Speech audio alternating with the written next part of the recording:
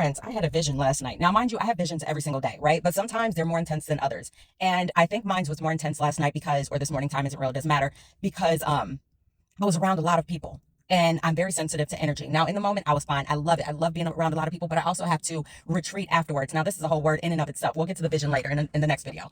But listen, when you are hypersensitive, and the world has trained us, especially the hood world, has trained us to feel like sensitive is a negative connotation, like it means weak or any of those types of things. When in actuality, it is everything but weakness. It is the ability to see beyond the veil of people. It's the ability to be able to reach within the depths of someone's spirit to see and feel what they're going through emotionally, mentally, physically, all those things. And the reason why we're gifted with that is because we also have the ability to speak life into those things, right? It's not to use them and weaponize them or any of those types of things. It's not even to have that tea to tell everybody, like, so-and-so. No. With much power comes great responsibility. With great power comes great responsibility. You know, everybody in the world is being trained to be on that spidey sense right now. So let's use those words. Let's use the words of the world to remind you of your own divinity. Sensitivity is the ability to pick up different minute trace differences in behavior.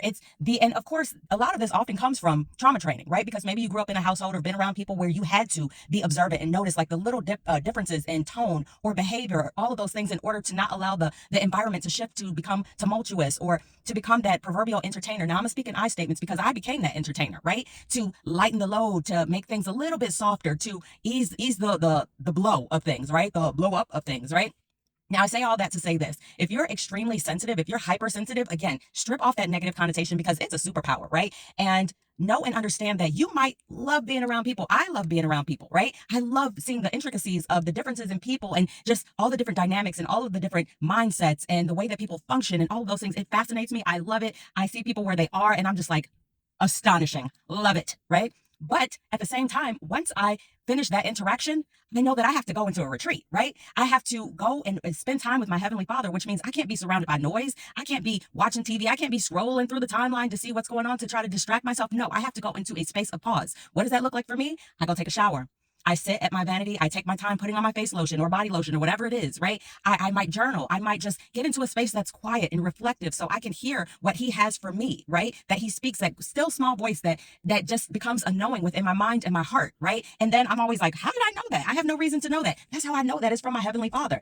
Also, too, because I use my discernment and I cover it in prayer, right? I don't get around people so that way their opinions and decisions can sway whatever it is that he gives me to receive. No, I go around people, but not all the time. And I'm intentional about retreating and taking time to myself.